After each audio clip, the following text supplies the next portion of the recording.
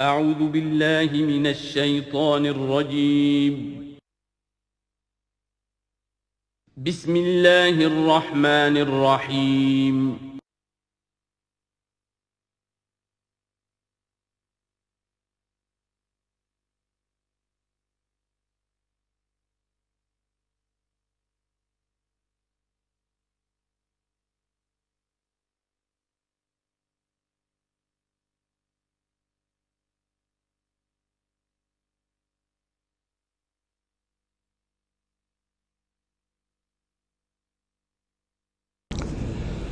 اعوذ باللہ من الشیطان الرجیم بسم اللہ الرحمن الرحیم وَإِذَا ضَرَبْتُمْ فِي الْأَرْضِ فَلَيْسَ عَلَيْكُمْ جُنَاحٌ أَن تَقْصُرُوا مِنَ الصَّلَاةِ صدق اللہ العظیم۔ اب یہ پھر کچھ شریعت کے احکام آ رہے ہیں، گویا کہ خطاب کا رخ پھر اب مسلمانوں کی طرف، اہل ایمان کی طرف۔ شریعت کے احکام، عبادات سے متعلق تفاصیل۔ اور اے مسلمانوں، جب تم زمین میں سفر کرو تو کوئی حرج نہیں ہے تم پر، کوئی گناہ نہیں ہے کہ تم کچھ کم کر لیا کرو نماز میں۔ ان خفتم ان یفتنکم الذین کفروا، اگر تمہیں اندیشہ ہو کہ تم کو نقصان پہنچائیں گے کافر۔ ان الکافرین کانوا لکم عدوا مبینا، یقیناً یہ کافر تمہارے کھلے دشمن ہیں۔ یہ ہے قصر صلاۃ، لیکن صلاۃ الخوف کی حالت میں، جنگ کی حالت میں قصر کا حکم۔ اور اس میں بھی خاص طور پر جو صورتحال تھی کہ جب حضور کے ساتھ ہوتے تھے تو اب اگر شکل یہ ہوتی کہ آدھا آدھا لشکر علیحدہ علیحدہ نماز پڑھے اور پھر حضور ایک کے ساتھ نماز پڑھے تو دوسروں کو محرومی کا احساس ہوتا۔ لہذا آپ دیکھیے کہ ایک بہت عمدہ تدبیر بتائی گئی۔ فَإِذَا كُنْتَ فِيهِمْ، تو اے نبی جب آپ بھی ان کے اندر موجود ہوں، فَأَقَمْتَ لَهُمُ الصَّلَاةَ، اور آپ نے ان کے لیے نماز کھڑی کر دی ہو، فَلْتَقُمْ طَائِفَةٌ مِّنْهُمْ مَعَكَ، تو ان میں سے ایک گروہ کو تو کھڑے ہونا چاہیے آپ کے ساتھ، وَلْيَأْخُذُوا أَسْلِحَتَهُمْ، اور جو دوسرے ہیں وہ اپنا اسلحہ لے کر وہ چاق و چوبند رہیں۔ فَإِذَا سَجَدُوا فَلْيَكُونُوا مِن وَرَائِكُمْ، تاکہ جب تم سجدہ کرو، جو حضور کے ساتھ نماز پڑھ رہے سجدے میں جائیں تو وہ دوسرا گروہ جو ہے جو نماز میں شریک نہیں ہے وہ ان کی حفاظت کرے، کھڑے رہیں ان کے پیچھے۔ وَلْتَأْتِ طَائِفَةٌ أُخْرَىٰ، اب اس کے بعد ہوتا کیا تھا کہ حضور نے ایک رکعت نماز پڑھا دی اور آپ بیٹھے رہے، دوسری رکعت کے لیے اٹھے نہیں۔ دوسری رکعت مسلمانوں نے خود ادا کر لی۔ اب جب انہوں نے سلام پھیر دیا چلے گئے تو جو پہلے جو تھے جنہوں اس وقت تک شریک نہیں ہوئے تھے وہ حضور کے پیچھے آ گئے۔ اب حضور نے ایک رکعت اور پڑھی تو ان کی ایک رکعت حضور کے پیچھے ہو گئی، اس کے بعد حضور نے ایک رکعت کے بعد سلام پھیر دیا، انہوں نے پھر ایک رکعت اور ادا کر لی، اس طریقے سے کہ کوئی بھی حضور کی امامت کے شرف سے اور فضل سے محروم نہ رہے۔ فَإِذَا سَجَدُوا فَلْيَكُونُوا مِن وَرَائِكُمْ وَلْتَأْتِ طَائِفَةٌ أُخْرَىٰ لَمْ يُصَلُّوا فَلْيُصَلُّوا مَعَكَ،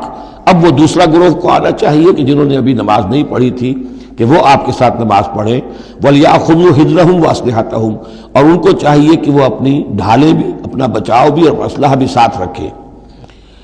وَدَّ الَّذِينَ كَفَرُوا لَوْ تَغْفُلُونَ عَنْ أَسْلِحَتِكُمْ وَأَمْتِعَتِكُمْ، یہ کافر تو اسی طاق میں رہتے ہیں، اسی امید میں رہتے ہیں کہ تم جیسے ہی غافل ہو جاؤ۔ وَدَّ الَّذِينَ كَفَرُوا لَوْ تَغْفُلُونَ عَنْ أَسْلِحَتِكُمْ، اپنے اسلحہ سے غافل ہو جاؤ، وَأَمْتِعَتِكُمْ، اور اپنے مال و اسباب سے، فَيَمِيلُونَ عَلَيْكُمْ مَيْلَةً وَاحِدَةً، تو وہ تم پر ایک دم ٹوٹ پڑے حملے کے اندر۔ وَلَا جُنَاحَ عَلَيْكُمْ إِن كَانَ بِكُمْ أَذًى مِّن مَطَرٍ، اور کوئی حرج نہیں ہے تم پر، کوئی گناہ نہیں ہے اگر تمہیں کوئی تکلیف ہو یا بارش کی وجہ سے کوئی صورتحال ایسی ہو، اور کنتم مرضى، یا تم بیمار ہو، ان تضعوا اسلحتکم، کہ اسلحہ تو اپنا رکھ دو، وخذوا حذرکم، لیکن صرف ڈھال لے لیا کرو کہ اچانک کوئی حملہ ہو جائے تو اگر پوری تلوار نیزہ وغیرہ سب اپنے جسم پر لگایا ہوا ہے تو نماز کا پڑھنا مشکل ہے، اور یہ کہ حالات ایسے ہیں تو اسلحہ علیحدہ رکھ دیا جائے لیکن ڈھال اپنے پاس موجود رہے، تاکہ اچانک کوئی حملہ ہو تو کم سے کم انسان کو وقت ملے کہ وہ اپنے آپ کو بچا کر اور پھر وہ اپنا اسلحہ بھی لے لے گا۔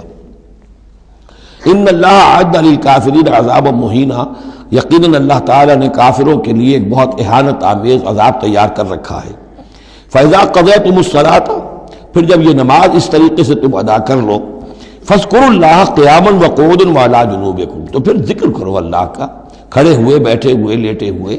سواریوں پر چلتے ہوئے۔ وہ ذکر جو ہے وہ ذکر کثیر، وہ صرف نماز کے ساتھ نہیں ہے، بلکہ جیسے سورہ جمعہ میں آیا ہے کہ فَإِذَا قُضِيَتِ الصَّلَاةُ فَانتَشِرُوا فِي الْأَرْضِ وَابْتَغُوا مِن فَضْلِ اللَّهِ وَاذْكُرُوا اللَّهَ كَثِيرًا لَعَلَّكُمْ تُفْلِحُونَ۔ ہر حال میں جب تم اللہ کو یاد رکھو، اللہ کا ذکر کرتے رہو۔ ادعیہ معصورہ ہیں، اوراد معصورہ ہیں، اوراد مسنونہ ہیں، ان کے سے اپنی زبان کو اور اپنے ذہن کو اور قلب کو ایمان کے ساتھ تر و تازہ رکھو۔ فَإِذَا اطْمَأْنَنْتُمْ، اور جب تمہیں امن حاصل ہو جائے، یعنی یہ نماز کی یہ کیفیت جو ہے یہ صرف اس شکل میں ہوگی کہ خوف ہے، صلاۃ الخوف۔ جب تمہیں امن حاصل ہو جائے، خوف جاتا رہے، فَأَقِیمُوا الصَّلَاةَ، پھر نماز قائم کرو، جیسے کہ نماز کے قائم کرنے کے آداب ہیں، اس کی شرائط ہیں۔ ان الصلاۃ کانت علی المؤمنین کتابا موقوتا، یقیناً نماز اہل ایمان پر فرض کی گئی ہے، فرض ہونے کی شکل میں اور وقت کے ساتھ۔ اس کی فرضیت ہے اور موقوت ہے، اس کے اپنے اوقات ہیں، اور اس اوقات کے ضمن میں آپ کو بتا چکا ہوں کہ حضرت جبرائیل نے 2 دن نماز آپ کو پڑھائی، ایک دن 5 نمازیں اول وقت میں، دوسرے دن 5 نمازیں آخر وقت میں، اور بتایا کہ ان کے مابین وقت ہے۔ وَلَا تَهِنُوا فِي ابْتِغَاءِ الْقَوْمِ، اور دیکھو اس قوم یعنی اپنے دشمن کا پیچھا کرنے میں سست نہ بنو۔ اب تو یوں سمجھیے کہ جو حق و باطل کی جنگ ہے وہ آخری مرحلے کو پہنچ رہی ہے، اب آخری مرحلے پہ آ کے تھک نہ جانا۔ وَلَا تَهِنُوا فِي ابْتِغَاءِ الْقَوْمِ، ان کا پیچھا کرنے میں سست مت پڑو، ہمت نہ ہارو۔ ان تکونوا تعلمون، بڑے پیارے الفاظ ہیں، اگر تمہیں کوئی تکلیف پہنچتی ہے، الم پہنچتا ہے، بے آرامی ہے، فَإِنَّهُمْ يَعْلَمُونَ تَعْلَمُونَ، تو کیا انہیں نہیں پہنچتا؟ انہیں بھی تو تکلیف پہنچتی ہے، وہ بھی جنگ کر رہے ہیں، وہ بھی زخم کھاتے ہیں، ان کے بھی لوگ مر رہے ہیں، وہ ساری تکلیفیں انہیں بھی پہنچ رہی ہیں، دشمنوں کو بھی۔ وَتَرْجُونَ مِنَ اللَّهِ مَا لَا يَرْجُونَ، اور تم اللہ سے امیدیں رکھتے ہو جو وہ نہیں رکھتے۔ تمہیں تو جنت کی امید ہے، تمہیں اللہ سے مغفرت کی امید ہے، انہیں تو یہ بھی نہیں ہے، تو اس اعتبار سے تمہیں تو ان سے کہیں آگے بڑھ جانا چاہیے۔ جو آخری آیت تھی سورہ آل عمران کی کہ یا ایھا الذین آمنوا اصبروا وصابروا ورابطوا، ان سے تو بڑھ جانا چاہیے صبر کے اندر کہ تمہارا سہارا تو اللہ ہے، وما صبرک الا باللہ۔ ان کے تو یہ من گھڑت قسم کے دیویاں دیوتا، ان کے دل کے اندر ان کی حقیقت میں کوئی قدر و قیمت بھی نہیں ہے، پھر بھی وہ اپنے باطل معبودوں کے لیے اس طریقے سے جان جوکھوں میں ڈال رہے ہیں، تو مسلمانوں تمہیں تو اس سے 10 گنا کرنا چاہیے۔ وَلَا تَهِنُوا فِي ابْتِغَاءِ الْقَوْمِ إِن تَكُونُوا تَعْلَمُونَ فَإِنَّهُمْ يَعْلَمُونَ كَمَا تَعْلَمُونَ وَتَرْجُونَ مِنَ اللَّهِ مَا لَا يَرْجُونَ وَكَانَ اللَّهُ عَلِيمًا حَكِيمًا، اور یقیناً اللہ تعالیٰ علیم ہے اور حکیم ہے۔ اب یہ چند آیتیں آ گئیں اہل ایمان سے خطاب میں، اب پھر کچھ منافقوں کا معاملہ ایک آ رہا ہے۔ اِنَّا أَنزَلْنَا إِلَيْكَ الْكِتَابَ بِالْحَقِّ لِتَحْكُمَ بَيْنَ النَّاسِ بِمَا أَرَاكَ اللَّهُ، اے نبی ہم نے آپ پر کتاب نازل کی ہے حق کے ساتھ، تاکہ آپ لوگوں کے مابین فیصلہ کریں انصاف کے ساتھ، اور جو اللہ نے آپ کو دکھایا ہے، یعنی ایک تو کتاب دی ہے، قانون دیا ہے، ایک آپ کو بصیرت دی ہے، یہ اللہ تعالیٰ کی طرف سے بصیرت خاص۔ ظاہر بات ہے کہ ایک جج بیٹھا ہوا ہے اور جج کے پاس سامنے کتاب ہے، فائل ہے، شہادتیں ہیں، گواہیاں ہیں، اب ایک اس کی اپنی ایک چھٹی حص بھی ہوتی ہے، اس کی اپنی جو ہے ایک ججمنٹ بھی ہوتی ہے جس کو کہ وہ بروئے کار لاتا ہے، تو اس کو اللہ کہتا ہے جیسا کہ ہم آپ کو دکھاتے ہیں اس کے مطابق فیصلہ کریں۔ وَلَا تَكُن لِلْخَائِنِينَ خَصِيمًا، اور خیانت کرنے والوں کی طرف سے آپ نہ جھگڑے، یعنی ان کی طرف سے وکالت نہ فرمائیں کہ آپ کوئی اگر مسلمان ہے، کہنے کو مسلمان ہے خائن، تو اب اس کی طرفداری جو ہے آپ کو نہیں کرنی ہے۔ اس کا اصل میں ایک واقعہ ہو گیا تھا کہ ایک منافق مسلمان، اس نے کسی مسلمان کے گھر میں چوری کی، نقب لگائی، وہاں سے ایک آٹے کا تھیلا لے لیا، کچھ اسلحہ لے لیا، وہ اپنے گھر تک آیا تو وہ آٹے کی تھیلے کے اندر کہیں سوراخ تھا تو وہ آٹا گرتا گیا، تھوڑا تھوڑا وہ سارا راستہ جو ہے پتہ چل گیا کہ اس کے گھر تک سوراخ پہنچ گیا۔ پھر اسے کچھ خیال آیا کہ ممکن ہے مجھ پر شک ہو جائے، اسے پتہ نہیں تھا کہ یہ آٹا بھی میرا راز فاش کر رہا ہے۔ اس نے یہ کیا، اسی وقت جا کر ایک یہودی کے ہاں امانت رکھوا دیا، یہ سامان میری امانت ہے تمہارے پاس، لیکن وہاں بھی وہ نشان جو ہے آٹے کا وہاں بھی پہنچ گیا۔ اب اگلے روز جب تلاش ہوئی اور وہ آٹا جو گرا ہوا تھا راستے میں، اس کو دیکھ کر کھوج لگاتے ہوئے لوگ پہلے اس کے مکان پر پہنچے، اس نے صاف انکار کر دیا، تلاشی لے لی، چیز نکلی نہیں۔ اب انہوں نے دیکھا تو وہ آگے جا رہے ہیں نشان، وہ وہاں پہنچ گئے، یہودی کے ہاں برآمد ہو گیا۔ یہودی نے کہا ٹھیک ہے، یہ مال ہے، یہ رات رکھے یہاں پر حفاظت کے لیے رکھ گیا تھا۔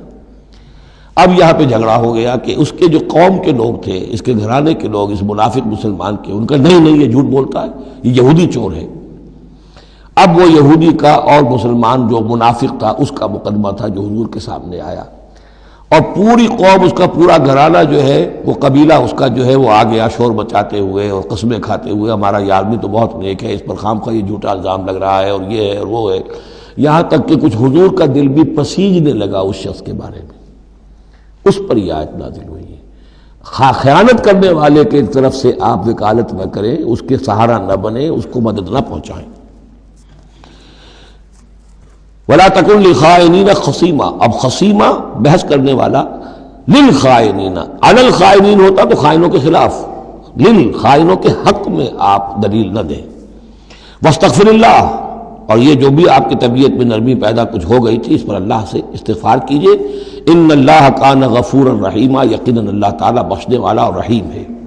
وَلَا تُجَادِلْ عَنِ الَّذِينَ يَخْتَانُونَ أَنفُسَهُمْ، آپ مت جھگڑیے ان لوگوں کی طرف سے جنہوں نے کہ اپنے جانوں کے ساتھ خیانت کی ہے۔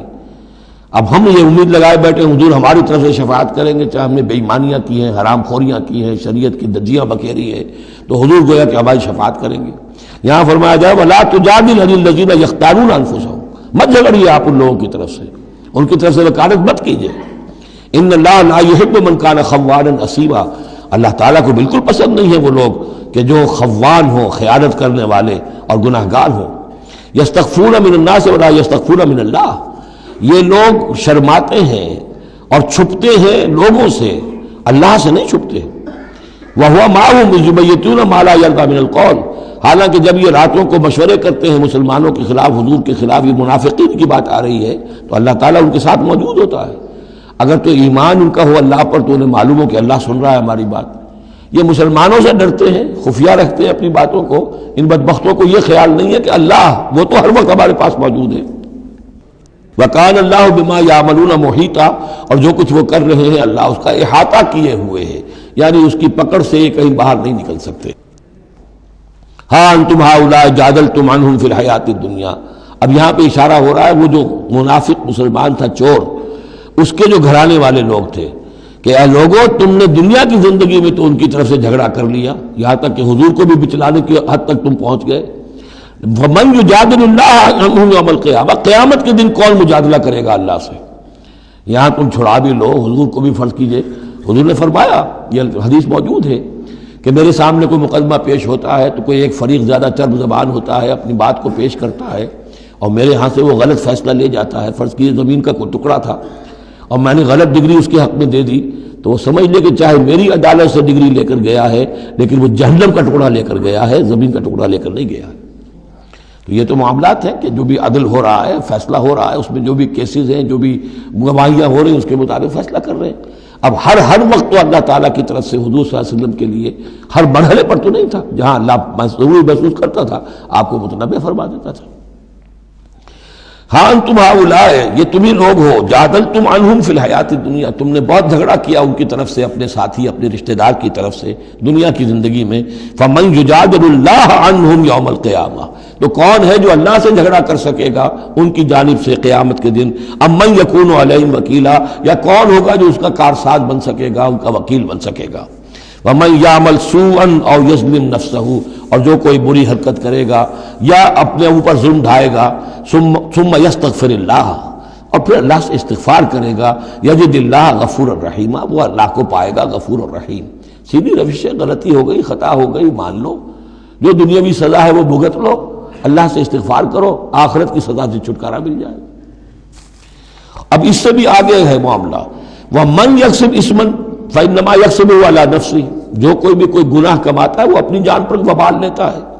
وَكَانَ اللَّهُ عَلِيمًا حَكِيمًا، اللہ تعالیٰ علیم اور حکیم ہے۔ وَمَن يَكْسِبْ خَطِيئَةً أَوْ إِثْمًا ثُمَّ يَرْمِ بِهِ بَرِيئًا، اور یہ معاملہ تو بہت بڑھ کر ہے کہ کسی نے کوئی گناہ کمایا، کوئی خطا کی، کوئی غلطی کی، کوئی جرم کیا، پھر اس کی تہمت لگا دی ایسے شخص پر جو بری ہے۔ یہودی تو بری تھا، اس کو سزا دلوانے کے لیے سب تل گئے۔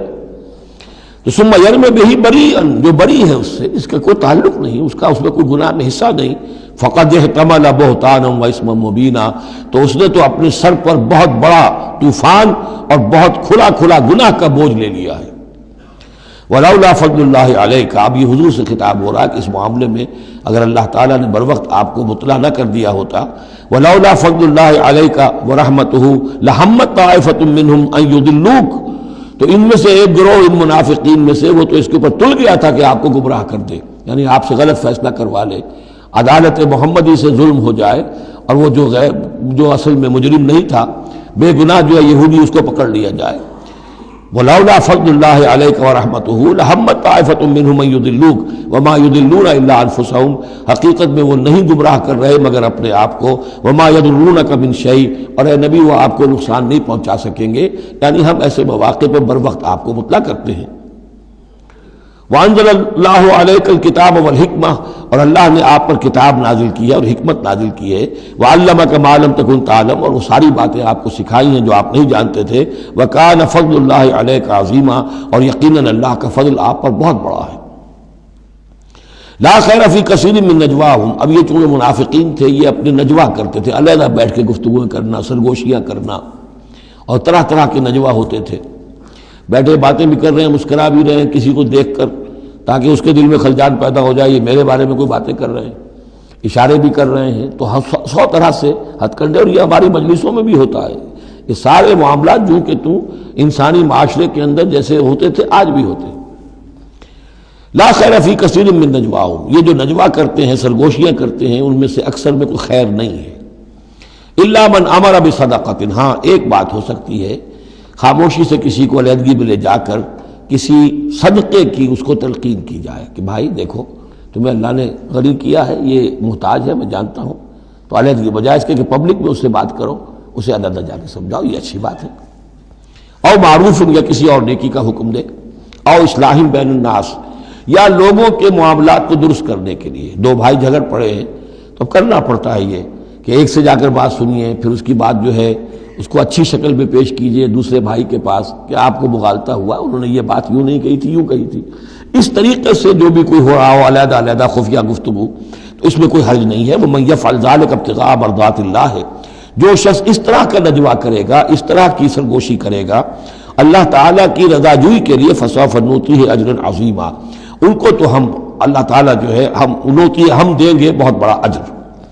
وَمَن يُشَاقِقِ الرَّسُولَ، اور جو رسول کی مخالفت پر تلا ہوا ہے، یہ نجوا کر رہا ہے مخالفت میں، سازشیں، سرگوشیاں، بھڑکا رہا لوگوں کو، دیکھو جی یہ کر دیا، یہ کر دیا، اپنے لوگوں کے لیے یہ کر دیا۔ غزوہ حنین میں ہوا، غزوہ حنین میں چونکہ بہت سے مسلمان وہ تھے مکے کے جو اسی وقت ایمان لائے تھے فتح مکہ کے بعد، اب بہت شریک تھے وہ اس جنگ کے اندر حنین میں، مال غنیمت میں حضور نے ان کی دلجوئی کے لیے تالیف قلب کہتے ہیں، ذرا زیادہ مال دے دیا، اس پر لوگوں نے شور مچا دیا۔ دیکھو جی وقت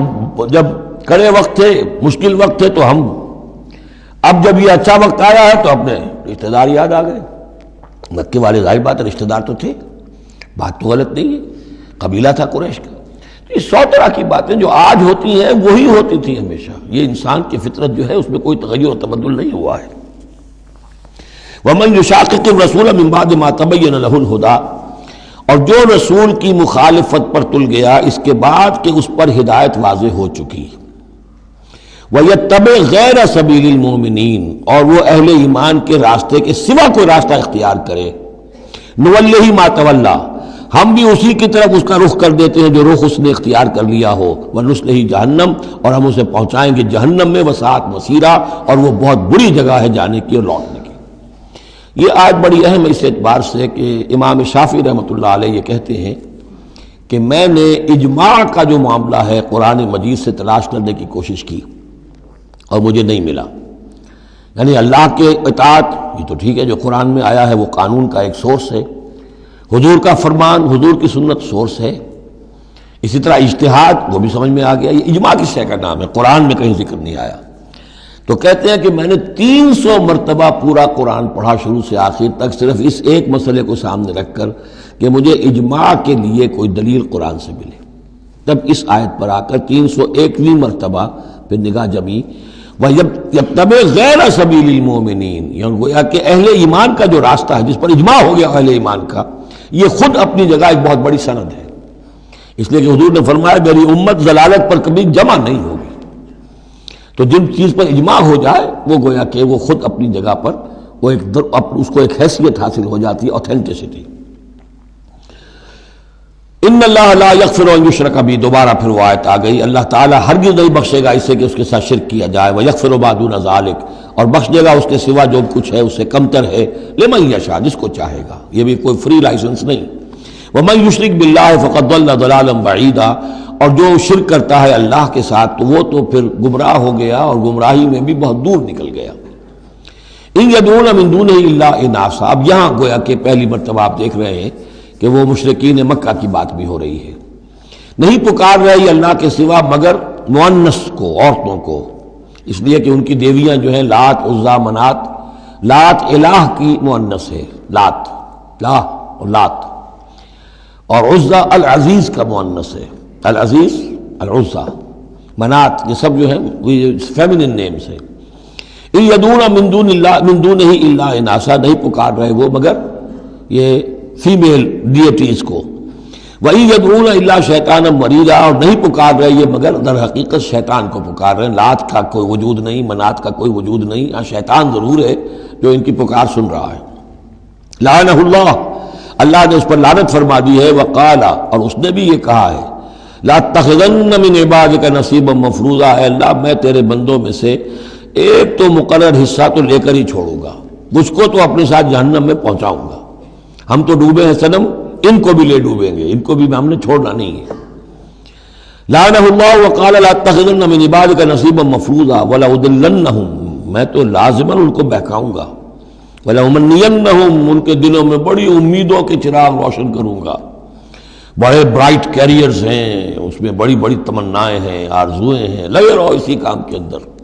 پھر امانیہ ہیں، اللہ بخشی دے گا، اللہ، ہم تو اللہ کے رسول کے امتی ہیں، ہمیں خوف کس بات کا ہے، ہم تو اللہ کے بیٹے ہیں، اس کے بڑے چہیتے ہیں، ہمیں کس کا خوف ہے۔ اور پھر یہ کہ امیدیں بڑی بڑی، طول عمل جس کو کہتے ہیں، دنیا کے لمبے لمبے منصوبے۔ وَلَأُضِلَّنَّهُمْ وَلَأُمَنِّيَنَّهُمْ وَلَآمُرَنَّهُمْ، اور میں انہیں حکم دوں گا، فَلَيُبَتِّكُنَّ آذَانَ الْأَنْعَامِ، پھر میرے حکم سے یہ چوپایوں کے کان چیر دیں گے۔ تو میں بتا چکا ہوں سورہ انعام میں یہ باتیں ساری آئیں گی، فلاں کے نام پر ایک اونٹ کو اس کے کان چیر کر جو ہے آزاد کر دیا، اب اسے کوئی چھیڑ نہیں سکتا، اس کا گوشت نہیں کھایا جا سکتا، اس پر سواری نہیں ہو سکتی، فلاں بت کے یا فلاں ڈیٹی کے نام پر اس کو جو ہے چھوڑ دیا گیا ہے۔ وَلَآمُرَنَّهُمْ، اور میں پھر انہیں حکم دوں گا، فَلَا يُغَيِّرُنَّ خَلْقَ اللَّهِ، وہ اللہ کے خلق میں تبدیلی کریں گے۔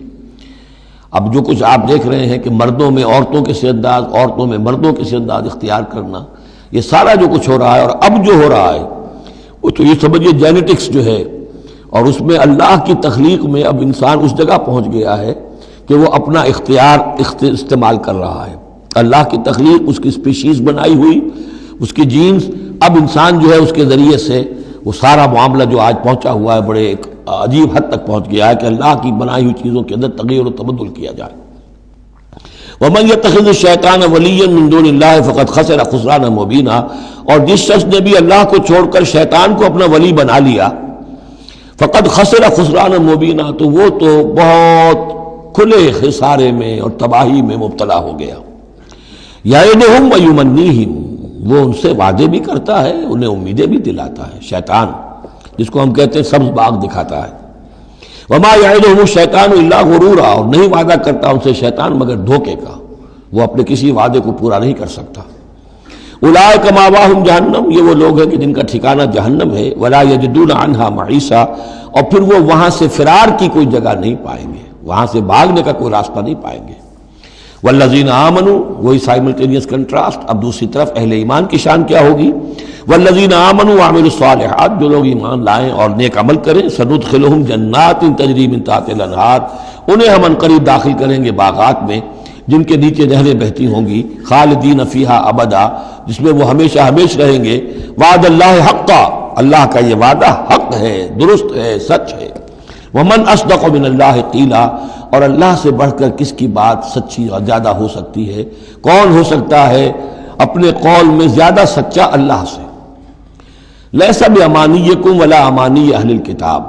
اب یہاں پھر رخ پڑ رہا ہے مسلمانوں کی طرف۔ اے مسلمانوں، نہ تمہاری خواہشات پر کوئی شے موقوف ہے، نہ اہل کتاب کی خواہشات پر۔ تب بھی آ گئی کہ تمہارے اندر بھی یہ خواہشات پیدا ہو جائیں گی، وشفل تھنکنگ پیدا ہو جائیں گی، شفاعت کے دھوکے پر تم حرام خوریاں کرو گے، سب کچھ کرو گے، وہی جو کچھ انہوں نے کیا تم بھی کرو گے۔ لیکن جان لو کہ اللہ کا قانون جو ہے غیر متبدل ہے، وہ بدلے گا نہیں۔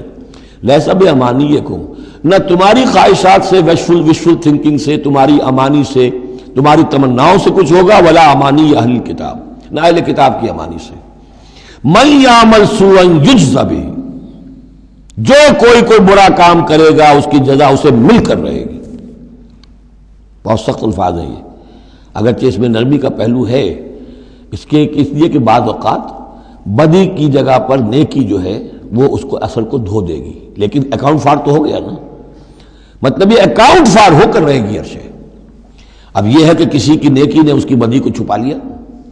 کسی نے غلطی کی تھی، اس نے توبہ کی صدق دل کے ساتھ، وہ اس کی بدی جاتی رہی، لیکن اکاؤنٹ فار ہوگا معاملہ۔ توبہ کو دیکھا جائے گا، توبہ سچی تھی، واقعی تھی، واقعی اس نے اس حرکت کو پھر چھوڑ دیا تھا کہ نہیں،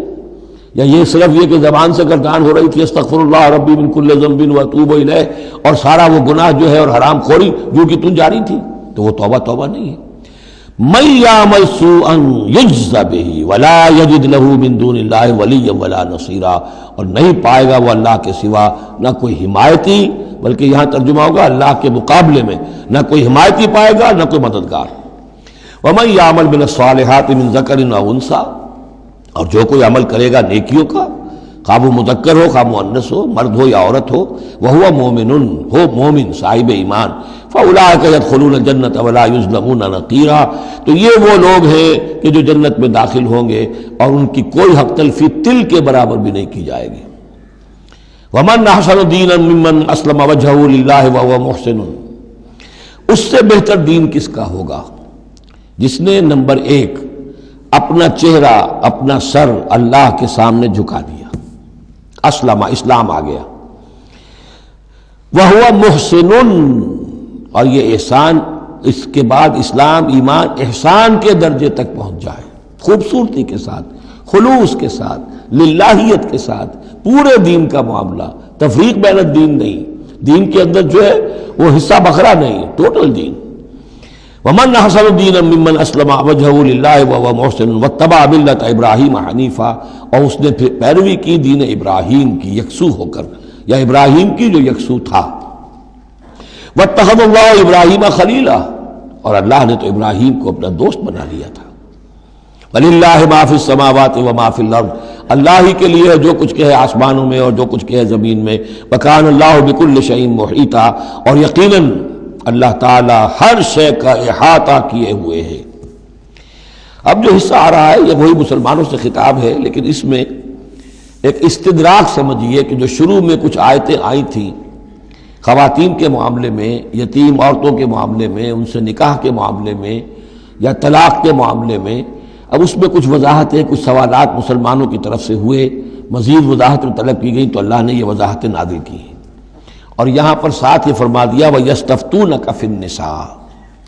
اے نبی یہ آپ سے عورتوں کے بارے میں سوال کر رہے ہیں، بات پوری طرح ان پر کھلی نہیں ہے، واضح نہیں ہوئی ہے۔ قُلِ اللَّهُ يُفْتِيكُمْ فِيهِنَّ، ٹھیک ہے کہہ دیجئے اے نبی ان سے، اللہ تمہیں فتویٰ دیتا ہے، بتاتا ہے، وضاحت کرتا ہے ان کے بارے میں۔ وَمَا يُتْلَىٰ عَلَيْكُمْ فِي الْكِتَابِ مِنْ يَتَامَى النِّسَاءِ، اب وہ آیت نمبر 3 کے اندر بات واضح ہو گئی، قرآن نے ثابت کر دیا کہ وہاں جو کہا تھا کہ وَإِذْ خِفْتُمْ أَلَّا تُقْسِطُوا فِي الْيَتَامَى، تو یتامى النساء مراد تھی وہاں پر، کہ اگر تمہیں اندیشہ یہ ہو کہ یتیم لڑکیوں سے شادی کرو گے تو ان کے ساتھ انصاف نہیں کر سکو گے، اس لیے کہ ان کی طرف سے کوئی ہے نہیں جو ان کے حقوق کا پاسدار ہو اور تم سے کوئی بات پوچھ کر سکے ان کی طرف سے، تو پھر ان سے شادی مت کرو، بلکہ تم اور جو عورتیں ہیں شادی اگر کرنی ہے ایک سے زائد تو ما طاب لکم من النساء مثنی وثلاث ورباع، شادی کرو۔ تو یہاں فرمایا وہ تھا عورتوں کی، یتیم عورتوں کے بارے میں وہ حکم تھا، ما یتلی علیکم، جو تمہیں سنایا گیا، جو سنایا جا رہا ہے کتاب میں، فی یتامی النساء، ان عورتوں کے بارے میں کہ جو یتیم ہیں، وہ عورتیں یا لڑکیاں، لا تؤتونہن ما کتب لہن، تم دیتے نہیں ہیں انہوں جو اللہ نے ان کے لیے لکھ دیا ہے، بغیر مہر کے یتیم بچی تھی، آپ نے شادی کر لی، کون اس کی طرف سے مہر طلب کرے گا؟ وترغبون ان تنکحوہن، اور چاہتے ہو کہ اسے نکاح بھی کرو، والمستضعفین من الولدان، اسی طرح بچے جو ہیں ان کے ساتھ بھی جو ظلم ہوتا ہے، وان تقوموا للیتامی بالقسط، اور وہ جو ہم نے تفصیل سے احکام دیے ہیں کہ یتیموں کے معاملے میں انصاف پر کاربند رہو، وما تفعلوا من خیر فإن اللہ کان بہ علیما، اور جو خیر بھی تم کرو گے اللہ اس سے واقف ہے، تمہاری نیتوں کو جانتا ہے۔ تو وہ احکام ہے، بنیادی ہدایات دے دی گئی ہیں، اور اس میں اس سے اضافی شے جو ہے وہ یہ ہے کہ تمہاری نیت صاف ہونی چاہیے۔ واللہ یعلم المفسد من المصلح، اللہ جانتا ہے کہ کون حقیقت میں شرارتی ہے اور کون جو ہے اس کی نیت صحیح ہے۔ وَإِنِ امْرَأَةٌ خَافَتْ مِنْ بَعْلِهَا نُشُوزًا، اب دیکھیے ایک نشوز عورت کے لیے آیا تھا کہ اگر واللاتی تخافون نشوزہن، وہ عورتیں، وہ بیویاں کہ جو سرکشی کر رہی ہیں، حکم نہیں مان رہی ہیں، تابعداری نہیں کر رہی ہیں، زدم زدہ پر اڑی ہوئی ہیں، ان کے بارے میں تو آ چکا تھا شروع میں۔ اب یہاں عورتوں پر بھی تو ہو سکتا ہے کہ مرد ظلم کر رہا ہے، مرد جو ہے وہ ان کا حقوق ادا نہیں کر رہا ہے، شوہر جو ہے وہ اپنی قوامیت جو ہے اس کو غلط طریقے پہ استعمال کر رہا ہے، روب ڈالتا ہے، دھونس دیتا ہے، یا اور بری طریقے سے ستاتا ہے، تنگ کرتا ہے، تنگ کر کے وہ مہر معاف کرواتا ہے یا کچھ اور، اگر ذرا اس کے والدین اچھے کھاتے پیتے ہیں تو لاؤ اپنے والدین کے گھر سے۔ یہ ساری گندگیاں جو ہمارے معاشرے میں ہوتی ہیں اور عورتیں بیچاری اس میں پستی ہیں، وہ جو چکی کے دو پارٹوں کے مابین۔ وَإِنِ امْرَأَةٌ خَافَتْ مِنْ بَعْلِهَا نُشُوزًا، اور اگر کسی عورت کو اپنے شوہر سے اندیشہ ہو جائے کہ وہ زیادتی کرے گا، وہ زیادتی کر رہا ہے اور وہ اس کے حقوق ادا نہیں کر رہا، او اعراضاً، یا اب وہ اس کی طرف میلان ہی نہیں رکھتا، اب وہ گویا کہ بیوی ہے ہی نہیں، اس کی طرف کوئی میلان نہیں، کوئی نئی شادی رچائی ہے اور سارا جو ہے توجہ جو ہے وہ اب نئی نویلی دلہن کی طرف ہے، او اعراضاً، جی بھر گیا، توجہ ہٹ گئی، فلا جناح علیہما، تو ان دونوں پر کوئی الزام نہیں ہوگا، ان یصلحا بینہما صلحا، کہ وہ آپس میں بیٹھ کر صلح کر لیں۔ صلح سے مراد یہاں پر اپنا معاملہ طے کر کے اور عورت خلا کر لے، بس صلح و خیر۔ لیکن خلا کرنے میں جیسا کہ ہم پڑھ چکے ہیں عورت کو مہر چھوڑنا پڑے گا، لیا تھا تو کچھ واپس کرنا پڑے گا۔ والصلح خیر، صلح اچھی ہے۔ وأحضرت الانفس الشح، البتہ جو انسانی نفس ہے اسے لالچ جو ہے اس پر مسلط رہتا ہے، مرد چاہے گا میرا پورا مہر واپس کرو، عورت چاہے گی کہ مجھے کچھ بھی واپس نہ کرنا پڑے۔ وَإِن تُحْسِنُوا، یہ آ چکا ہے سورہ بقرہ کے اندر، یہ مضامین آ چکے ہیں۔ وَإِن تُحْسِنُوا، اگر تم نیکی کرو، تم مرد ہو، تم مردانگی کا ثبوت دو، اس معاملے کے اندر نرمی کرو، ان کا حق جو ہے زیادہ رکھو۔ وَتَتَّقُوا فَإِنَّ اللَّهَ كَانَ بِمَا تَعْمَلُونَ خَبِيرًا، اور تم تقویٰ کی روش اختیار کرو تو جان لو کہ اللہ تعالیٰ تمہارے تمام اعمال سے باخبر ہے۔ وَلَن تَسْتَطِيعُوا أَن تَعْدِلُوا بَيْنَ النِّسَاءِ، اچھا وہاں یہ آیت بھی آئی تھی کہ وَإِنْ خِفْتُمْ أَلَّا تَعْدِلُوا فَوَاحِدَةً، اگر تمہیں اندیشہ یہ ہو کہ تم اپنی بیویوں پہ اگر ایک سے زائد ہیں، دو ہیں، تین ہیں، چار ہیں، تو عدل نہیں کر سکو گے تو پھر ایک ہی پر اکتفا کرو، پھر دوسری شادی مت کرو۔ تمہیں اطمینان ہے، تمہیں اپنے اوپر یہ اعتماد ہے کہ تم یہ عدل کر سکتے ہو تب دوسری شادی کرو، ورنہ نہیں۔ لیکن اب اس میں جیسا کہ میں نے عرض کیا تھا کہ کچھ چیزیں تو ہوتی ہیں گنتی کی، ناپ تول کی، اس میں تو عدل ہو سکتا ہے، لیکن ایک قلبی میلان جو ہے اس کے اندر تو ظاہر بات ہے انسان کے اختیار میں نہیں ہے۔ حضور صلی اللہ علیہ وسلم نے اپنی تمام ازواج کے لیے ہر چیز گن گن کر، یعنی باریاں بھی مقرر تھیں آپ کی شب باشی کی، دن میں بھی اب آپ ایک چکر لگاتے تھے عصر اور مغرب کے درمیان، تو تھوڑی تھوڑی دیر ہر اپنی زوجہ محترمہ کے پاس ٹھہرتے تھے، کہیں تھوڑی دیر بھی زیادہ ہو جاتی تو کھلبلی مچ جاتی تھی، آج وہاں کیوں ٹھہر گئے، آج زینب کے پاس زیادہ وقت کیوں لگ گیا، آج فلاں کیا ہو گیا، وہاں شہد دیا گیا تھا وہ شہد پی رہے تھے تو اس وجہ سے دیر لگ گئی۔ تو حضور سے جب کہا گیا اشارے کنائے سے آپ نے قسم کھا لی اچھا میں آئندہ کبھی شہد نہیں پیوں گا، حضور نے اللہ تعالیٰ نے ٹوک دیا کہ حضور یہ کیوں آپ قسم کھا رہے ہیں، لما تحرم ما احل اللہ لک تبتغی مرضات ازواجک۔ تو یہ چیزیں جو ہوتی ہیں انسانی معاشرے میں، بہرحال بہت بہتر معاملہ تھا، بہت بہتر تھا حضور کی ازواج مطہرات کا آپس میں، لیکن یہ کہ بالکل ظاہر بات ہے کہ کچھ نہ کچھ تو شوق ناپا جو ہوتا ہے اس کے کوئی نہ کوئی اثرات تو ہوتے ہیں، یہ عورت کی فطرت ہے، اس کے اندر اختیار میں نہیں ہے۔ تو یہ چیزیں جو ہے فرمایا کہ اگر تم وَلَن تَسْتَطِيعُوا أَن تَعْدِلُوا بَيْنَ النِّسَاءِ، تمہارے لیے ممکن ہی نہیں ہے کہ تم عورتوں کے مابین انصاف کر سکو۔ مراد کیا ہے؟ قلبی میلان، یہ حدیث کے اندر واضح ہو گیا۔ اور حضور فرمایا کرتے تھے کہ اللہ جو بھی چیزیں ہیں میں نے اس میں پورا عدل کیا ہے، باقی جہاں تک میرے دل کا میلان کا تعلق ہے مجھے امید ہے تو مجھ سے مواخذہ نہیں کرے گا، یہ ہے ظاہر بات ہے۔ لیکن اگر تم چاہو بھی تو تم عدل نہیں کر سکتے۔ وَلَن تَسْتَطِيعُوا أَن تَعْدِلُوا بَيْنَ النِّسَاءِ وَلَوْ حَرَصْتُمْ، چاہے تم کتنے حریص ہو اس کے نہیں کر سکتے۔ فَلَا تَمِيلُوا كُلَّ الْمَيْلِ، تو ایسا نہ ہو کہ ایک کی طرف پورے کے پورے جھک جاؤ، میلان، میل، کل المیل، ایک ہی کی طرف پورا میلان ہو جائے، فَتَذَرُوهَا كَالْمُعَلَّقَةِ کہ دوسری بیوی معلق ہو کر رہ جائے، اب نہ وہ شوہر والی ہے اور نہ آزاد ہے، اس سے کوئی تعلق ہی نہیں۔ وَإِن تُصْلِحُوا وَتَتَّقُوا اگر تم اصلاح کر لو اور تقوی کی روش اختیار کرو، فَإِنَّ اللَّهَ كَانَ غَفُورًا رَحِيمًا تو اللہ تعالیٰ بھی غفور الرحیم ہے۔ وَإِن يَتَفَرَّقَا اب یہ بہت اہم موضوع ہے کہ ہمارے ہاں طلاق کے بارے میں جو یہ مشہور ہو گیا صحیح ہے، ان ابغض الحلال عند اللہ الطلاق، یہ حلال چیزوں میں سب سے زیادہ اللہ کو ناپسند جو ہے وہ طلاق ہے، لیکن اسے کفر کے درجے تک پہنچایا ہوا ہے۔ لڑائی چل رہی ہے، جھگڑا چل رہا ہے، مزاجوں میں موافقت نہیں ہے، ایک دوسرے کو کوس رہے ہیں، دن رات کا جھگڑا ہے، طلاق نہیں دینی، یہ احمقانہ طرز عمل ہے، بالکل احمقانہ، شریعت کی منشا کے بالکل خلاف۔ یہاں آپ دیکھیں کہ ایک طرح کی ترغیب ہے طلاق کی، ترغیب۔ وَإِن يَتَفَرَّقَا اب اگر وہ متفرق ہو جائیں، علیحدہ ہو جائیں، سیپریشن جو آپ استعمال کرتے ہیں، سیپریٹ ہو جائیں، یغنی اللہ کلا من سعتہ اللہ دونوں کو اپنی کشادگی کشائش سے غنی کر دے گا۔ ہو سکتا ہے اس عورت کو بھی کوئی بہتر رشتہ مل جائے کہ جو اس سے اس کے ساتھ مزاجی موافقت رکھنے والا ہو، اور اس شوہر کو بھی اللہ تعالیٰ کوئی بہتر بیوی دے دے کہ جس کے اور اس کے درمیان جو ہے مزاج کے اندر موافقت پیدا ہو جائے۔ تو یہ کہ عدم موافقت ہے، لڑتے رہنا ہے، دنگا فساد ہے، لیکن یہ کہ وہ طلاق نہیں دینی ہے، یہ ہندوانہ اثرات ہیں ہم پر نمبر ایک، اور دوسرے عیسائیانہ اثرات ہیں۔ عیسائیت میں بھی طلاق حرام ہے، اس لیے کہ قانون اصل میں شریعت، انجیل میں شریعت اور قانون تو ہے ہی نہیں،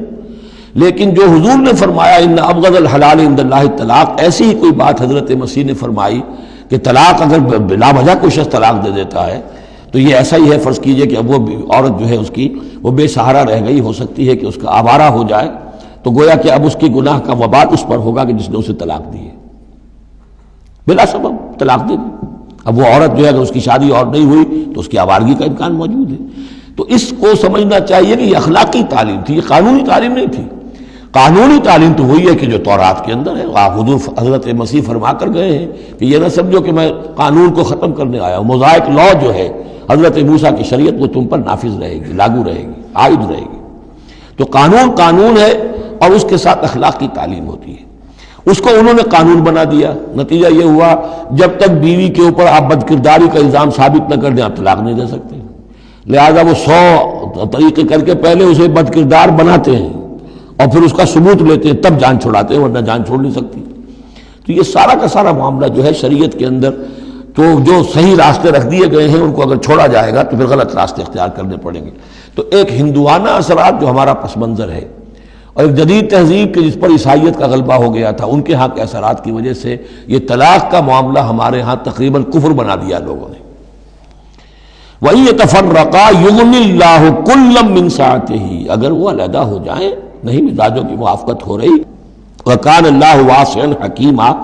اللہ بڑی وسعت رکھنے والا ہے، بڑی سمائی رکھنے والا ہے، اس کے خزانے بڑے وسیع ہیں، حکیم ہے، حکمت والا ہے، اس کا ہر حکم جو ہے وہ حکمت پر مبنی ہے۔ وَلِلَّهِ مَا فِي السَّمَاوَاتِ وَمَا فِي الْأَرْضِ اللہ ہی کا ہے جو کچھ کہ ہے آسمانوں میں اور جو کچھ کہ ہے زمین میں۔ وَلَقَدْ وَصَّيْنَا الَّذِينَ أُوتُوا الْكِتَابَ مِن قَبْلِكُمْ وَإِيَّاكُمْ أَنِ اتَّقُوا اللَّهَ اور دیکھو مسلمانوں، جو تم سے پہلے تھے انہیں بھی ہم نے وصیت کی تھی، جنہیں کتاب دی تھی، اور اب تمہیں بھی وصیت یہی ہے کہ اللہ کا تقوی اختیار کرو، اصل شے ہے تقوی، ورنہ شریعت جو ہے اس کا بھی مذاق بن جائے گا۔ اسی لیے حضور کا جو خطبہ ہے بہت مشہور، عام جمعوں میں آپ سنتے بھی ہوں گے، اوصیکم ونفسی بتقوی اللہ،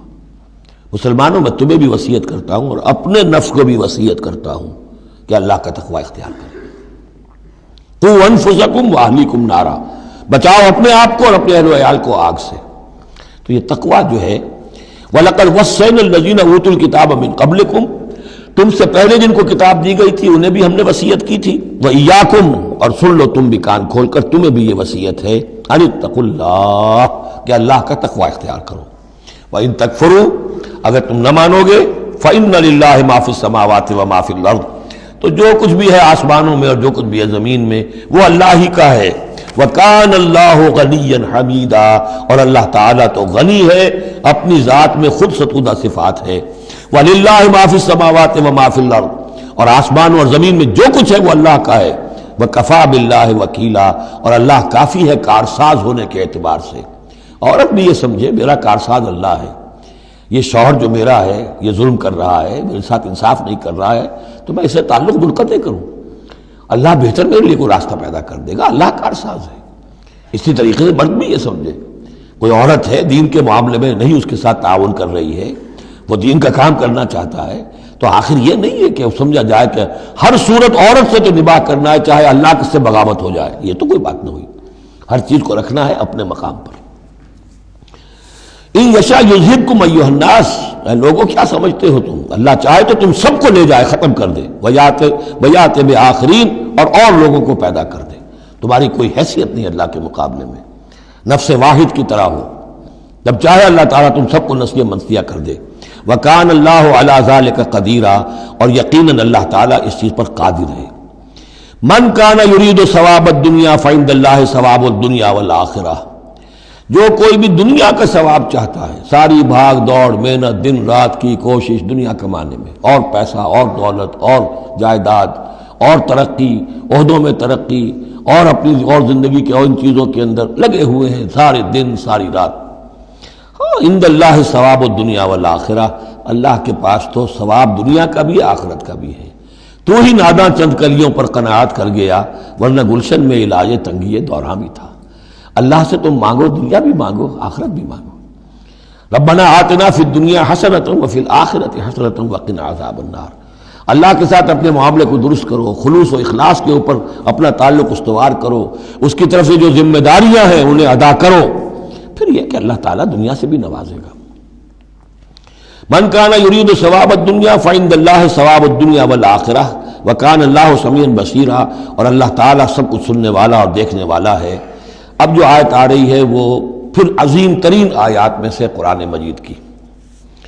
یا ایھا الذین آمنوا کونوا قوامین بالقسط شہداء للہ ولو علی انفسکم او الوالدین والاقربین ان یکن غنیا او فقیرا فاللہ اولی بہما فلا تتبعوا الہوی ان تعدلوا وان تلووا او تعرضوا فان اللہ کان بما تعملون خبیرا.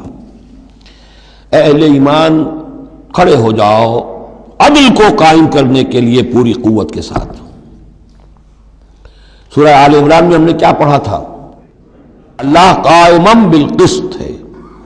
شہد اللہ انہ لا الہ الا هو والملائکۃ واولو العلم قائما بالقسط. جب اللہ عدل قائم کرنا چاہتا ہے تو اللہ کے اس دنیا میں کارندے کون ہیں؟ اہل ایمان، سپاہی ہیں، اللہ کے سپاہی. لہذا عدل قائم کرے گا اللہ دنیا میں اہل ایمان کے ذریعے. اللہ دین کا غلبہ چاہتا ہے لیکن اہل ایمان کو جانیں دینی ہوگی، کوششیں کرنی ہوگی، اصرار کرنا ہوگا، قربانیاں دینی ہوگی، تب دین غالب ہوگا. لیکن یہ اندازہ کیجئے کہ کس قدر اہمیت ہے عدل و قسط. یہ جو سوشل جسٹس کا معاملہ ہے، جتنا زور اسلام نے دیا ہے بدقسمتی سے آج کا ہمارا مذہبی طبقہ اتنا ہی اس سے بے بہرا، سرے سے انہیں پتہ ہی نہیں کہ سوشل جسٹس کی بھی کوئی اہمیت اسلام میں ہے. قانون کی اہمیت ہے، تعزیرات کی اہمیت ہے، چور کا ہاتھ کاٹو اس کی اہمیت تو معلوم ہے، لیکن یہ کہ اس نظام کو درست کرو، ظلم ختم کرو، ایکسپلائٹیشن ختم کرو. یہ سرمایہ دار جس طریقے سے خون چوس رہے ہیں اور چوس چوس کر جیسے مچھر پھول جاتا ہے ہمارا خون پی کر، اس طرح وہ پھولے ہوئے ہیں. آخر یہ پورا نظام درست کرو نا. یہ مشین جو ہے، یہ پورا نظام جو ہے جس میں کہ ڈسٹریبیوشن آف ویلتھ جو ہے اس کا نظام غلط ہے. ایک ایسی چکی ہے کہ آٹا پیس کر ایک طرف ڈالتی ہے دوسری طرف ڈالتی ہی نہیں. ایک طرف بھوک ہے، کاد الفقر یکون کفرا، یہ فقر جو ہے یہ تو کفر تک انسان کو پہنچا دیتا ہے. پہلے وہ نظام قائم کرو جس میں عدل ہو، جس میں ضمانت دی گئی ہو کہ ہر شخص کی، ہر شہری کی بنیادی ضروریات کی کفالت ہے جو نظام خلافت کے اندر ہے. پھر کوئی چوری کرے تو ہاتھ کاٹو، ضرور کاٹو، لیکن یہ ہے کہ قانون تو ہمیں معلوم ہے. بحالات موجودہ آپ وہ قانون نافذ کر دیجیے، فائدہ ہوگا حرام خوروں کو، بلیک مارکیٹیوں کو، جنہوں نے کہ حرام خوری سے دولت جمع کی ہوئی ہے. چور کا ہاتھ کٹے گا تو وہ پھر پاؤں پھیلا کے سوئیں گے، انہیں ڈر کائے کا رہا، فائدہ انہیں ہوگا. اصل شے یہ، میں یہ نہیں کہہ رہا کہ شریعت نافذ نہ کی جائے معاذ اللہ، لیکن یہ کہ شریعت شریعت ہے، دین دین ہے. لا جو ہے وہ سب سرو کرتا ہے سسٹم کو. قانون جو ہے وہ کسی نظام کو قائم کرتا ہے، مضبوط کرتا ہے، سب سرو کرتا ہے، اس کی خدمت کرتا ہے. جو سسٹم ہے نظام دین کا اس کو قائم کرو، اور پھر اس کو قائم رکھنے کے لیے، اسے کنسولیڈیٹ کرنے کے لیے، اسے چلانے کے لیے، اسے مستقل کرنے کے لیے قانون نافذ کرو۔ یہ ہے جو کہ اصول ہے۔ یا ایھا الذین آمنوا کونوا قوامین بالقسط شہداء للہ، یہی مضمون سورہ مائدہ میں بھی آ جائے گا، کل ہم پڑھیں گے انشاءاللہ۔ صرف یہ کہ اس میں ترتیب بدل گئی ہے، یا ایھا الذین آمنوا کونوا قوامین للہ شہداء بالقسط، بس اتنا فرق ہے۔ لیکن اس میں اشارہ ہو گیا کہ اللہ اور قسط گویا کہ مترادف الفاظ ہیں۔ گواہ بن جاؤ اللہ کے، یا گواہ بن جاؤ قسط کے، کھڑے ہو جاؤ اللہ کے لیے یا کھڑے ہو جاؤ انصاف کے لیے۔ معلوم ہوا اللہ اور قسط یہ مترادف ہیں۔ یا ایھا الذین آمنوا کونوا قوامین بالقسط شہداء للہ ولو علی انفسکم، خواہ یہ انصاف کی بات تمہارے اپنے خلاف جا رہی ہو، اوی الوالدین یا تمہارے والدین کے خلاف جا رہی ہو، والاقربین خواہ تمہارے قرابت داروں کے خلاف جا رہی ہو۔ تمہارا تعلق عدل کے ساتھ، انصاف کے ساتھ، قسط کے ساتھ ہے، رشتہ داری کے ساتھ نہیں۔ ان یکن غنیا اور فقیرا، ایک چور دروازہ یہ ہوتا ہے تو خیر حق تو اس کا نہیں بنتا ہے، لیکن یہ غریب ہے، چلو میں اس کے حق میں فیصلہ کر دوں۔ ان یکن غنیا اور فقیرا فاللہ اولیٰ بہما، چاہے وہ شخص غنی ہے یا فقیر ہے، دونوں کا پشت پناہ اللہ ہے، دونوں کا کفیل اللہ ہے، تم نہیں ہو کفیل۔ تمہیں فیصلہ کرنا ہے جو صحیح ہے، جو عدل پر ہے، جو انصاف پر ہے، وہ فیصلہ کرنا ہے، کسی کی جانبداری نہیں۔ وہ جانبداری نہ باپ کی کرنی ہے، نہ ماں کی کرنی ہے، نہ بھائی کی کرنی ہے، نہ خود اپنی کرنی ہے۔ یا ایھا الذین آمنوا کونوا قوامین بالقسط شہداء للہ، اللہ کے گواہ بن کر کھڑے ہو جاؤ اللہ کے حق میں۔ دیکھیے شہادت اعلیٰ، لوگوں پر گواہی، اور شہادت للہ، اللہ کے لیے گواہی۔ یہوہاز وٹنسز، اللہ کے گواہ، یہ تو ہمیں ہونا چاہیے، اللہ کے گواہ بن کر کھڑے ہو جائیں، ہر حق بات جو اللہ کی طرف سے اس کے علم بردار ہوں، اور اس حق کو قائم کرنے کے لیے تن من دھن لگانے کے لیے اپنی کمر کس لیں۔ وَلَوْ عَلَىٰ أَنفُسِكُمْ وَبِالْوَالِدَيْنِ وَالْأَقْرَبِينَ إِن يَكُنْ غَنِيًّا أَوْ فَقِيرًا فَاللَّهُ أَوْلَىٰ بِهِمَا، ان کا خیر خواہ اللہ ہے۔ وَلَا تَتَّبِعُوا الْهَوَىٰ، تو دیکھو خواہشات کی پیروی نہ کرو، أَن تَعْدِلُوا، مبادا تم عدل سے ہٹ جاؤ، کہ تم عدل نہ کرو، خواہشات کی پیروی کر کے عدل سے برگشتہ ہو جاؤ۔ وَإِن تَلْوُوا أَوْ تُعْرِضُوا، اگر تم زبانوں کو ادھر ادھر مروڑے گے، بات جس کو آپ کہتے ہیں کہ اپنے الفاظ جو ہیں ان کو انسان جو ہے چوئنگ یور ورڈز، تو اس طریقے سے کہ بات کہنا بھی چاہتے ہیں کہہ بھی نہیں پا رہے ہیں، حق بات جو ہے زبان سے نکالنا نہیں چاہتے، غلط بات نکل نہیں رہی ہے۔ ان تلووا او تعرضوا، یا تم اعراض کرو گے، بچ جاؤ گے، منہ موڑ لو گے، فإن اللہ کان بما تعملون خبیرا، تو اللہ تعالیٰ جو کچھ تم کر رہے ہیں اس سے پوری طرح باخبر ہے، اللہ بے خبر نہیں ہے۔ اس کے بعد اب جو مضمون آ رہا ہے وہ شاید اس سورہ مبارکہ کا اہم ترین مضمون ہے۔ یا ایھا الذین آمنوا آمنوا باللہ ورسولہ والکتاب الذی نزل علی رسولہ والکتاب الذی انزل من قبل، اے ایمان والو، ایمان لاؤ اللہ پر اور اس کے رسول پر، اور اس کتاب پر جو اس نے نازل فرمائی اپنے رسول پر، اور اس کتاب پر جو اس نے پہلے نازل فرمائی۔ ایمان والو، ایمان لاؤ، چھ معنی دارت۔ ایک ایمان ہے اقرار باللسان، وہ تو تمہیں حاصل ہے، وہ تمہیں موروثی طور پر حاصل ہو گیا، مسلمان ماں باپ کے گھر میں پیدا ہو گئے، وہ ایمان مل گیا۔ یا یہ کہ اس وقت پورا قبیلہ اسلام لا رہا ہے، ان میں پکے بھی تھے، کوئی کچے بھی آ گئے، انہوں نے بھی کہا اشہد ان لا الہ الا اللہ اشہد ان محمد رسول اللہ، وہ ایمان ایک درجے میں تو حاصل ہو گیا۔ اس لیے ہم پڑھ چکے ہیں کہ کوئی تمہیں اگر راستے میں ملا ہے اور وہ اپنا اسلام ظاہر کرتا ہے، آپ کہہ نہیں سکتے کہ تم مومن نہیں ہو۔ تو ایمان کا ایک درجہ تو وہ ہے، قانونی درجہ ہے، کہ جس نے کہا اشہد ان لا الہ الا اللہ واشہد ان محمد رسول اللہ، وہ مومن ہے۔ لیکن کیا حقیقی ایمان یہی ہے؟ نہیں، ایمان کیا ہے؟ یقین قلبی۔ یا ایھا الذین آمنوا آمنوا باللہ ورسولہ، ایمان لاؤ اللہ پر۔ اب ہم ترجمہ کریں گے، یوں کہیں گے ایمان لاؤ اللہ پر جیسے کہ ایمان لانے کا حق ہے، مانو رسول کو جیسے کہ ماننے کا حق ہے، اور یہ اسی وقت ادا ہوگا جب اللہ اور اس کے رسول پر ایمان دل میں کھب گیا ہو، جیسے صحابہ کے بارے میں فرمایا گیا سورہ حجرات میں وَلَٰكِنَّ اللَّهَ حَبَّبَ إِلَيْكُمُ الْإِيمَانَ وَزَيَّنَهُ فِي قُلُوبِكُمْ، اللہ نے ایمان کو تمہارے نزدیک محبوب بنا دیا، اسے تمہارے دلوں میں کھبا دیا ہے۔ اور کچھ لوگوں کے بارے میں فرمایا قالت الاعراب آمنا قل لم تؤمنوا ولكن قولوا اسلمنا ولما يدخل الايمان في قلوبكم، یہ بدو دعویٰ کر رہے ہیں ہم ایمان لے آئے۔ اے نبی ان سے کہہ دیجئے تم ہرگز ایمان نہیں لائے ہو، ہاں یوں کہہ سکتے ہو کہ ہم مسلمان ہو گئے، اسلام لے آئے ہیں، ہم نے سر تسلیم خم کر دیا، ہم نے اطاعت قبول کر لی، لیکن ابھی تک ایمان تمہارے دلوں میں داخل نہیں ہوا ہے۔ اصل ایمان وہ ہے جو دل میں داخل ہو جائے، اقرار باللسان و تصدیق بالقلب۔ لیکن یہاں بھی اصل میں جو ہے روئے سخن کن کی طرف ہو رہا ہے؟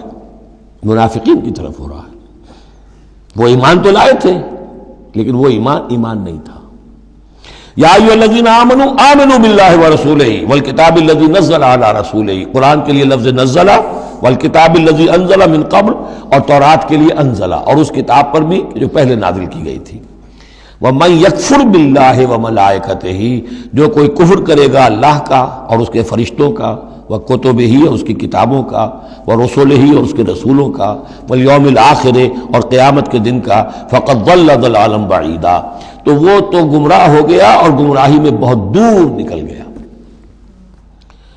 یہ آیتیں سب کی سب بہت ہی اہم ہیں اور بڑی گہری ہیں۔ ان الذین آمنوا ثم کفروا ثم آمنوا ثم کفروا ثم ازدادوا کفرا لم یکن اللہ لیغفر لهم ولا لیہدیہم سبیلا بشر المنافقین بان لهم عذابا الیما۔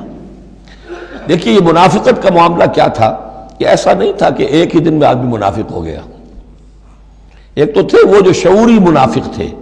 جو فیصلہ کر کے، جو ہم سورہ آل عمران میں پڑھ آئے ہیں، صبح ایمان کا اعلان کریں گے، شام کو ہم پھر کافر ہو جائیں گے، مرتد ہو جائیں گے، تو معلوم ہوا ایمان انہیں نصیب ہوا ہی نہیں، اور انہیں بھی معلوم تھا کہ ہم مومن نہیں ہیں، ہم ایمان لائے نہیں ہیں، تو دھوکہ دے رہے ہیں۔ یہ شعوری منافق ہوا۔ غیر شعوری منافق کون سے ہوتے تھے؟ کہ جو آئے تو تھے، کوئی دل میں دھوکہ دینے کی نیت نہیں تھی، انہیں اندازہ نہیں تھا کہ یہ، وہ سمجھتے تھے پھولوں کی سیج ہے، نکلا وہ کانٹوں بھرا بستر۔ اب انہیں قدم قدم پہ رکاوٹ ہے، وہ ارادہ، وہ پختگی نہیں ہے، ایمان کی وہ گہرائی نہیں ہے کہ ہر کے بعد آباد جو ہو سو ہو۔ ان کا کیا ہوتا ہے، کچھ دو قدم چلے، کچھ پیچھے ہٹ گئے، کچھ چھٹک گئے، کچھ چلے، کچھ ہمت کی، کچھ رک گئے۔ نتیجہ یہ ہوتا ہے کہ اب لوگ ان کے ڈانٹ ڈپٹ کرتے، تم کیا کرتے ہو؟ تو اب انہوں نے کیا کیا، جھوٹے بہانے بنانے شروع کیے، اور پھر آخری درجہ جھوٹی قسمیں کھانی شروع۔ خدا کی قسم یہ مجبوری تھی، اس لیے میں رک گیا تھا، تم سمجھتے ہو کہ میں جہاد میں نہیں جانا چاہتا تھا، تم ایسا گمان تو نہ کرو، مجھے یہ مجبوری ہو گئی تھی، میری بیوی مر رہی تھی، میں کیسے جا سکتا تھا، وغیرہ وغیرہ، جھوٹی قسمیں۔ تو یہ جو ہے معاملہ ایمان اور کفر کا، یہ یوں چلتا رہتا ہے۔ اگرچہ اوپر جو ہے وہ پردہ تو ایمان کا ہے، کافر تو وہ ہوا ہی نہیں، اسلام لے آیا تھا، مومن ہے، اور وہ ارتداد کا اس نے اعلان نہیں کیا، لیکن ابھی ایمان کی طرف آیا، پھر کفر کی طرف گیا، پھر ایمان کی طرف آیا، پھر کفر کی طرف گیا۔ یہ مذبذبین بین ذالک، اوسیلیشن جو ہے یہ ہوتی رہتی ہے۔ اور اس کی بہترین مثال کیا ہے، کبھی اگر کسی کو آپ نے دریا میں، کسی تالاب میں ڈوبتے دیکھا ہو، نیچے گیا پھر آیا ذرا اوپر، پھر گیا پھر آیا، پھر گیا تو گیا، بالکل وہ نقشہ ہے جو یہاں ہے۔ ان الذین آمنوا ثم کفروا، یہاں کفر سے مراد نفاق ہے، کفر قانونی نہیں، کفر حقیقی، کفر معنوی، کفر باطنی، اندر ہی اندر ہو رہا ہے سب کچھ جو ہو رہا ہے۔ انہوں نے انکار اور اعلان کیا ہی نہیں ہے، اسلام سے انکار نہیں کیا، کفر کا اعلان نہیں کیا، یہ اندر ہو رہا ہے اس کی شخصیت کے باطن میں۔ ان الذین آمنوا ثم کفروا ثم آمنوا ثم کفروا، ایمان لائے پھر کفر کیا، پھر ایمان لائے پھر کفر کیا، ثم ازدادوا کفرا، پھر کفر میں بڑھتے چلے گئے۔ لم یکن اللہ لیغفر لہم، اللہ تعالیٰ ایسے لوگوں کو مغفرت کرنے والا نہیں ہے، ایسے لوگوں کی مغفرت کرنے والا نہیں ہے، ولا لیہدیہم سبیلا، اور نہ ایسے لوگوں کو وہ راستہ دکھائے گا۔ اگلی آیت میں کھول دیا کہ یہ کن کا تذکرہ ہے، بشر المنافقین بان لہم عذابا علیما، اے نبی ان منافقوں کو بشارت دے دیجئے کہ ان کے لیے دردناک عذاب۔ یہاں تو آنا ہے تو یکسو ہو کے آؤ، ریزرویشن رکھ کر مت آؤ۔ وَلَنَبْلُوَنَّكُمْ بِشَيْءٍ مِّنَ الْخَوْفِ وَالْجُوعِ وَنَقْصٍ مِّنَ الْأَمْوَالِ وَالْأَنفُسِ وَالثَّمَرَاتِ، کان کھول کر آؤ۔ لَتُبْلَوُنَّ فِي أَمْوَالِكُمْ وَأَنفُسِكُمْ وَلَتُسْمَعُنَّ مِنَ الَّذِينَ أُوتُوا الْكِتَابَ مِن قَبْلِكُمْ وَالَّذِينَ أَشْرَكُوا أَذًى كَثِيرًا، تمہیں سننی پڑیں گی، ساری تلخ باتیں سننی پڑیں گی، کڑوے گھونٹ کرنے پڑیں گے، قدم قدم پر آزمائشیں آئیں گی۔ در رہے منزل لیلا کہ خطر ہاش بسے، شرط اول قدم ہی نس کے مجنون باشی۔ بشر المنافقین، تنزیہ انداز ہے، ان منافقوں کو بشارت دے دیجئے محمد صلی اللہ علیہ وسلم کہ ان کے لیے بہت دردناک عذاب ہے۔ الذین یتخذون الکافرین اولیاء من دون المؤمنین، ان کی ایک شان یہ بھی تھی کہ وہ جو کفار تھے ان کو دوست بناتے تھے، وہ چاہتے تھے نا don't keep all your eggs in one basket, بالکل یکسو مسلمانوں کے ساتھ ہو جاؤ، کیا پتہ ہے کل پلڑا جو ہے بدل جائے، تو کفار کے ساتھ بھی keep some good office with them also, کچھ نہ کچھ ان کے ساتھ رہے معاملہ کہہ سکیں وقت کے اوپر، تو دوستیاں رکھتے تھے۔ الذین یتخذون الکافرین اولیاء من دون المؤمنین، اہل ایمان کو چھوڑ کر ان کو دوست بناتے ہیں اور ان کو اپنا پشت پناہ بناتے ہیں۔ ایبتغون عندہم العزہ، کیا وہ ان کے اس قرب میں اور ان کی محفلوں میں جا جا کر عزت چاہتے ہیں، عزت کی تلاشی ہیں۔ امریکہ جانا بہت بڑا اعزاز ہے، اتنے بڑا اعزاز مل گیا تو یہ عزت ہی ہے نا جو انسان ڈھونڈنے کے لیے، اور اس کے لیے کروڑوں روپیہ خرچ ہوتا ہے، اس کے لیے جو بھی لابینگ ہوتی ہے، اس کے لیے وہ چند منٹ کی ملاقات کے لیے وہ بھی، اور کچھ اس سے حاصل ہو نہ ہو، باقی جو پالیسیاں ان کی چلتی رہتی ہیں وہ تو جو بھی ان کا CIA کر رہا ہے یا کوئی اور پینٹاگون کر رہا ہے وہ تو بیٹھا ہوا ہے فگر ہیڈ، اس کے سوا کچھ بھی نہیں۔ الذین یتخذون الکافرین اولیاء من دون المؤمنین یبتغون عندہم العزہ فإن العزۃ للہ جمیعا، عزت کل کی کل اللہ کے اختیار میں ہے۔ کہاں عزت ڈھونڈ رہے ہو؟ وقد نزل علیکم فی الکتاب، اور یہ بات تم پر نازل کی جا چکی ہے کتاب میں، یہ سورہ انعام کی آیت نمبر 68 ہے، جس میں روکا گیا مسلمانوں کو کہ جب تم دیکھو کہ کافر لوگ جو ہیں استہزاء کر رہے ہیں، قرآن کا مذاق اڑا رہے ہیں، تو کم سے کم یہ ہے، اب مکے کی آیت ہے وہ، اس وقت مسلمانوں میں اتنا زور تو نہیں تھا کہ ان کو چپ کر سکتے زبردستی، لیکن یہ کم سے کم یہ کرو کہ وہاں بیٹھو مت، وہاں سے چلے جاؤ، احتجاجاً جو ہے وہاں سے رخصت ہو جاؤ، پھر وہاں بیٹھو نہیں۔ اگر بیٹھے رہو گے تو ہو سکتا ہے تمہاری غیرت کے اندر کچھ کمی آتی چلی جائے، تمہاری جو حس جو ہے وہ پھر کند پڑ جائے۔ تو اسی کا حوالہ دیا جا رہا ہے، وقد نزل علیکم، اللہ اتار چکا ہے تم پر فی الکتاب، اسی کتاب میں قرآن میں، ان اذا سمعتم آیات اللہ یکفر بہا، جب تم سنو کہ اللہ کی آیات کا کفر کیا جا رہا ہے، وہ یستہزأ بہا، اور ان کا مذاق اڑایا جا رہا ہے، فلا تقعدوا معہم، تو ان کے ساتھ مت بیٹھو، حتی یخوضوا فی حدیث غیرہ، یہاں تک کہ پھر وہ کسی اور بات میں لگ جائیں، پھر دوبارہ آ جاؤ، کوئی حرج نہیں، کوئی اور بات ہے، اس لیے کہ بہرحال ان کو کوئی نے تبلیغ کرنی ہے، ان سے گفتگو کرنی ہے، تعلق منقطع نہیں کرنا، لیکن جب وہ یہ حرکت کر رہے ہو تب ان کے قریب مت بیٹھو۔ انکم اذا مثلہم، اگر تم بھی بیٹھے رہو گے اس وقت اسی حالت میں ان کے ساتھ، تو پھر تم بھی ان جیسے ہو جاؤ گے۔ ان اللہ جامع المنافقین والکافرین فی جہنم جمیعا، یقیناً اللہ تعالیٰ جمع کر کے رہے گا منافقوں کو بھی اور کافروں کو بھی جہنم میں، سب کو۔ الذین یتربصون بکم، وہ جو تمہارے لیے ایک انتظار کی حالت میں ہیں، دیکھنا چاہتے ہیں، دیکھیے اونٹ کس کروٹ بیٹھتا ہے، تیل دیکھو، تیل کی دھار دیکھو، آخری فتح مسلمانوں کو ہوتی ہے یا کفار کو ہوتی ہے، دونوں کے ساتھ کچھ نہ کچھ تعلقات رکھو تاکہ وقت جو بھی ہو، جو بھی صورتحال سچویشن جو بھی ہو جائے، ہم اس کے اندر اپنے بچاؤ کی کوئی شکل کر لیں۔ تو الذین یتربصون بکم، وہ تمہاری بات طاق میں ہے، منتظر ہیں، سوچ رہے ہیں۔ فَإِن كَانَ لَكُمْ فَتْحٌ مِّنَ اللَّهِ، تو اگر تمہیں فتح مل جاتی ہے اللہ تعالیٰ کے فضل و کرم سے، قَالُوا أَلَمْ نَكُن مَّعَكُمْ، وہ آ جائیں گے، ہم بھی تو آپ کے ساتھ تھے، مسلمان تھے، ہمارا بھی حصہ نکالیے مال غنیمت میں سے۔ وَإِن كَانَ لِلْكَافِرِينَ نَصِيبٌ، اور اگر کوئی حصہ پہنچ جائے کافروں کو، کوئی فتح انہیں وقتی طور پر حاصل ہو جائے، ان کا پلڑا بھاری ہو جائے، قالوا، تو وہ کہے کہ اپنے ان کافروں ساتھیوں سے، أَلَمْ نَسْتَحْوِذْ عَلَيْكُمْ، کیا ہم نے آپ کا گھیراؤ نہیں کر لیا تھا، ہم نے آپ کو بچایا ہوا تھا کہ یہ مسلمان جو ہیں، ہم تو اوٹ بنے ہوئے تھے اصل میں، آپ سمجھتے ہیں مسلمانوں کے ساتھ ہو کر ہم جنگ کرنے آئے تھے، نہیں، ہم اس لیے آئے تھے کہ مسلمانوں کے حملوں سے آپ کو بچائیں۔ أَلَمْ نَسْتَحْوِذْ عَلَيْكُمْ وَنَمْنَعْكُمْ مِنَ الْمُؤْمِنِينَ، ہم نے تو بچایا ہے آپ کو مسلمانوں سے۔ فَاللَّهُ يَحْكُمُ بَيْنَكُمْ يَوْمَ الْقِيَامَةِ، تو اللہ ہی فیصلہ کرے گا تمہارے مابین قیامت کے دن۔ وَلَن يَجْعَلَ اللَّهُ لِلْكَافِرِينَ عَلَى الْمُؤْمِنِينَ سَبِيلًا، اور اللہ تعالیٰ کافروں کو اہل ایمان کے مقابلے میں راہیاب نہیں کرے گا۔ ان المنافقون یخادعون اللہ وهو خادعهم، یہ منافق اللہ کو دھوکہ دینے کی کوشش کر رہے ہیں اور اللہ انہیں دھوکہ دے رہا ہے۔ وَإِذَا قَامُوا إِلَى الصَّلَاةِ قَامُوا كُسَالَىٰ، جب نماز کے لیے بھی کھڑے ہوتے ہیں تو کسل بندی کے ساتھ کھڑے ہوتے ہیں، طبیعت میں بشاشت نہیں ہوتی. یراؤن الناس، لوگوں کو دکھاوے کے لیے. ولا یذکرون اللہ الا قلیلا، اور نہیں ذکر کرتے حقیقت میں اللہ کا مگر بہت کم. بارک اللہ لی ولکم فی القرآن العظیم ونفعنی وإیاکم بالآیات والذکر الحکیم.